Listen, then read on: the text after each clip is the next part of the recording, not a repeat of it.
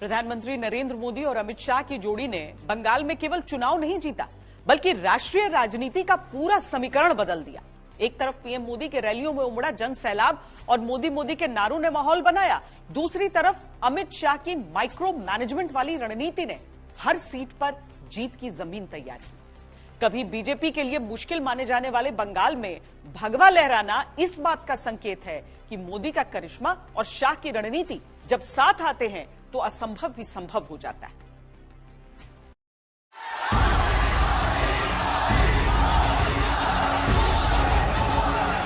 बंगाल की पावन धरा पर आज एक नया सूर्योदय हुआ है।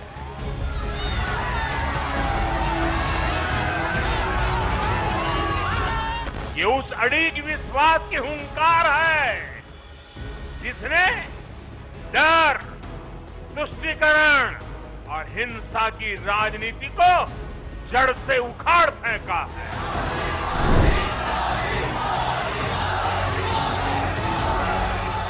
घुसपैठियों के खिलाफ भी सख्त से सख्त कार्रवाई होगी।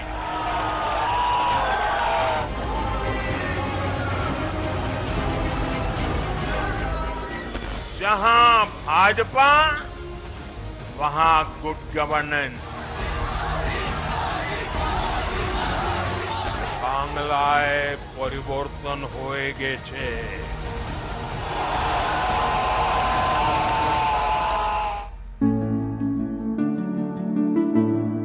बंगाल में सत्ता का बदला हुआ फसाना कह रहा है कि मोदी है तो जीत मुमकिन है। कह रहा है कि इस आवाज में वो मैजिक है जिस पर जनता यकीन करती है। भाई हमें अपना जाल को नहीं खिलाओ, पुरानी चीजें खाने है यार।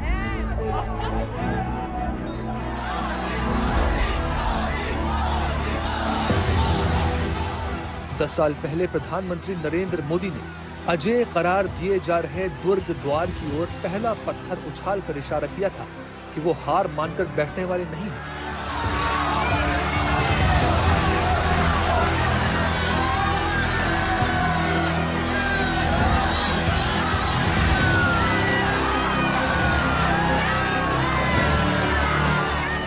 ऐसे ही नहीं भगवा हो गया बंगाल की राजनीति का रंग। 19 रैलियां, 5 रोड शो किए थे प्रधानमंत्री नरेंद्र मोदी ने और हर रैली के पीछे पूरी ताकत झोंकती थी।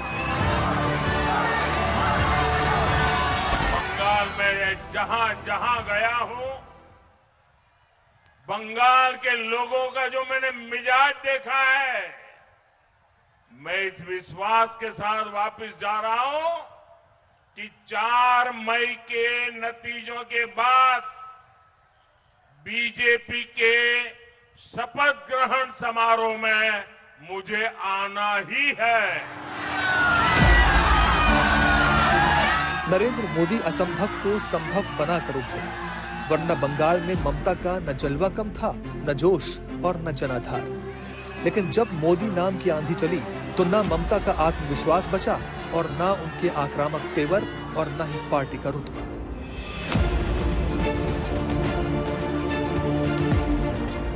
इस बार बीजेपी का प्रचार अभियान जो 6 महीने पहले शुरू हुआ था, तब ये माँ दुर्गा, माँ काली, दक्षिणेश्वर टेम्पल, इसी के ऊपर ज्यादा ध्यान दिया। पहले दफा है कल्चरल, दूसरे दफा है तृणमूल से नहीं आना, तीसरा जो है वो बार बार बंगाल प्राइड के ऊपर हाथ कर रहे थे, चौथा है एक बड़ा महत्वपूर्ण है। देखिए बंगाल का जो चुनाव करते हैं, पुलिस जो है, सरकारी कर्मी है, उसको डीए का बहुत दिन से ठीक से नहीं मिल रहा था। इस बार बीजेपी का पहले से नारा था कि हम लोग पावर में आएगा तो आपको डीए मिलेगा, आपका वेतन बढ़ेगा, तो सरकारी कर्मचारी का मन भी वो जीत लिया। राष्ट्रीय अध्यक्ष आदरणीय नवीन जी उनका स्वागत कर रहे हैं। इस जीत का सबसे बड़ा चेहरा प्रधानमंत्री नरेंद्र मोदी जरूर है, लेकिन कामयाबी की इस अद्भुत कहानी में अहम किरदार गृह मंत्री अमित शाह भी है।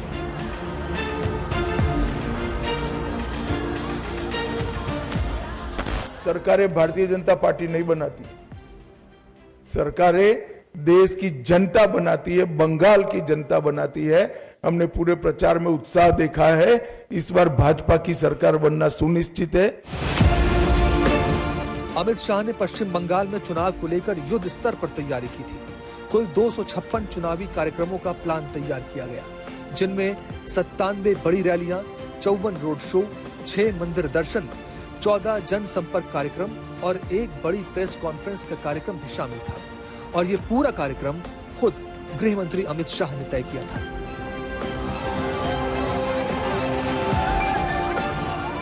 जब अमित शाह बंगाल में लगातार भाषण दे रहे थे तो सब सोच रहे थे उन्हें बांग्ला भाषी राज्य में कौन सुन रहा होगा, लेकिन जब नतीजे आए तो अमित शाह ने भाषा और क्षेत्र की सारी सीमाओं को तोड़ डाला।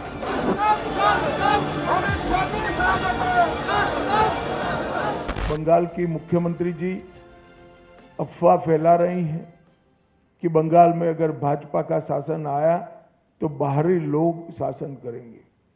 मैं दीदी को बताना चाहता हूं, दीदी बंगाल का अगला मुख्यमंत्री बंगाल में ही जन्म लेने वाला, बंगाली मीडियम में पढ़ा लिखा और बंगाली बोलने वाला होगा। इतना ही है कि आपका भतीजा नहीं होगा, वो भारतीय जनता पार्टी का कार्यकर्ता होगा। प्रथम चरण का मतदान हो चुका है। अमित शाह ने सफलता का जो पैमाना रच दिया है वो अपने आप में राजनीति विज्ञान के छात्रों के लिए शोध का विषय है। कहा जा रहा है कि ए से ई तक के वर्ग बनाए गए थे। ए कैटेगरी में वो सीटें थीं जहां जीत निश्चित मानी गई। बी कैटेगरी में उन सीटों को रखा गया जहां पार्टी के लिए माहौल अनुकूल था पर लगातार प्रयास जरूरी था।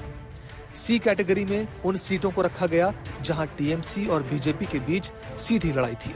डी कैटेगरी में वो सीटें थीं जहां पार्टी के लिए स्थिति चुनौतीपूर्ण थी और वहां ग्राउंड वर्क की जरूरत थी, जबकि ई कैटेगरी में उन कमजोर सीटों को रखा गया जहां पार्टी के लिए जीत की शुरुआती संभावनाएं बेहद कम थीं। सीटों की स्थिति के हिसाब से चुनावी रणनीति तैयार हुई तो पीएम मोदी और गृह मंत्री अमित शाह के साथ बीजेपी के सारे सितारे जुट गए।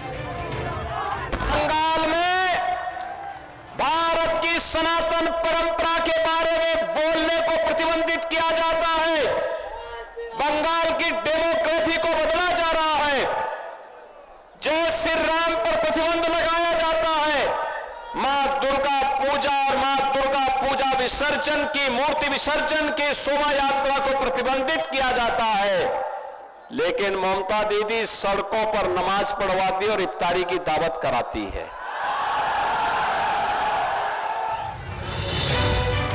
प्रधानमंत्री मोदी और गृह मंत्री अमित शाह का जादू तो सर चढ़कर बोल ही रहा था। उत्तर प्रदेश के मुख्यमंत्री योगी आदित्यनाथ ने सनातन की जो अलख जगाई उसने भी बड़ा काम किया। योगी आदित्यनाथ ने 22 सीटों पर बीजेपी का आक्रामक प्रचार किया, जिनमें से 19 पर बीजेपी को जीत मिली। उनका स्ट्राइक रेट 90% रहा। जो भी जनता की उपेक्षा करेगा,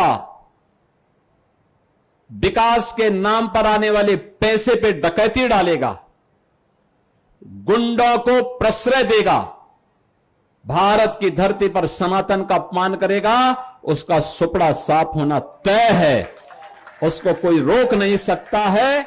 और बंगाल की जनता ने यह करके दिखाया है। मैं बंगाल की जनता का भी इस अवसर पर अभिनंदन करता हूं कि उन्होंने प्रधानमंत्री मोदी जी के मार्गदर्शन और उनके नेतृत्व पर विश्वास किया है। अब बंगाल सोनार बांग्ला बनेगा। बंगाल का जश्न बीजेपी के खेमे में अभी चल रहा है, लेकिन कहा जा रहा है कि अमित शाह पंजाब, उत्तराखंड और उत्तर प्रदेश की तैयारी शुरू कर चुके हैं और लक्ष्य भी उन्होंने तय कर लिया है।